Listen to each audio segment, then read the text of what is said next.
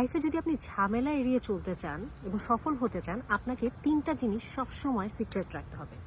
Number 1 হচ্ছে family problem. Family problem হচ্ছে সেই ধরনের প্রবলেম যে প্রবলেম আপনার ফ্যামিলির মানুষের সাথে সর্ট আউট করতে হবে। এই জিনিসগুলো আপনি বাইরের মানুষের সাথে যত শেয়ার করবেন, প্রবলেমগুলো সর্ট আউট হওয়ার বদলে সমস্যাগুলো আরও বাড়তে পারে। দ্বিতীয়ত হচ্ছে আপনার প্ল্যান। আপনি কি করতে যাচ্ছেন, কি আপনার নেক্সট প্ল্যান, এগুলো শেয়ার করা থেকে বিরত থাকুন যতক্ষণ পর্যন্ত না প্ল্যানটা সাকসেসফুল হচ্ছে। কারণ এতে যেটা হবে, পরবর্তীতে যার সাথে আপনি প্ল্যান শেয়ার করছেন তার সাথে দেখা হলেই আপনি একটা বাড়তি প্রেশারের ভিতর পড়বেন।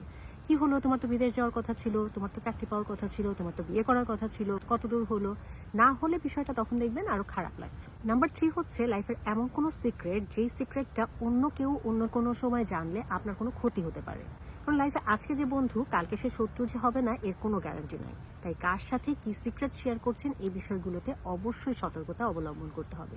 এই ধরনের আরো ভিডিও পেতে save and follow. Thanks for watching. By.